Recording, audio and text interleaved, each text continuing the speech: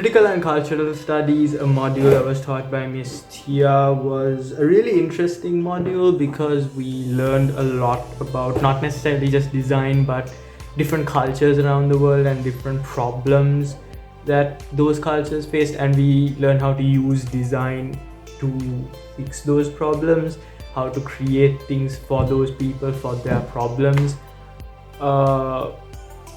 That's what I found interesting about the module. And one thing I learned from cultural studies on a technical level, I learned how to use InDesign because we had a book project that was the book was a documentation of our experiences as a 2020 as a student living in the 2020 COVID-19 pandemic.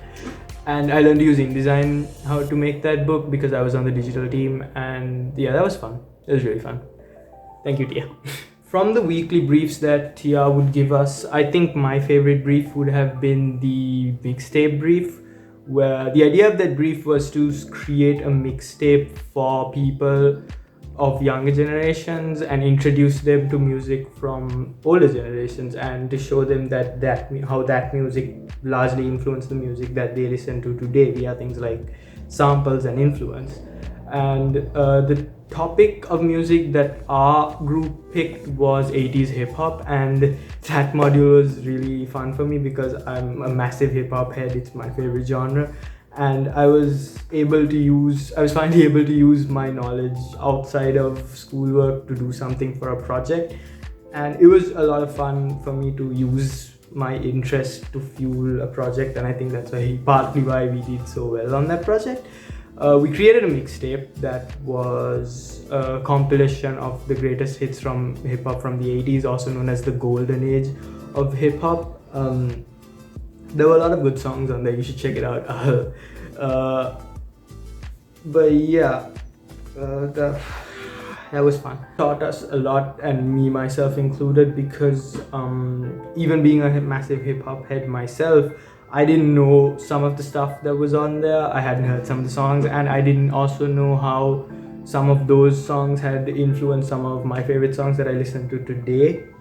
For example, Highest in the Room by Travis Scott was actually sampled from Beats to the Rhyme by Run DMC, which is something that completely took me by surprise. I mean, those two songs sound completely different, but that was what had happened. That was one thing I learned, and it was really interesting to see.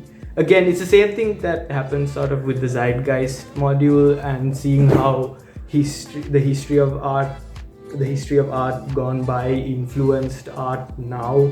And it's interesting to see how artists and designers take those historical elements and interpret it in their own ways and use in their own designs. So yeah, as a design student, for me the mixtape project was really fun. It really showed me how to work as a team and how to sort of be a team player with this stuff. And yeah,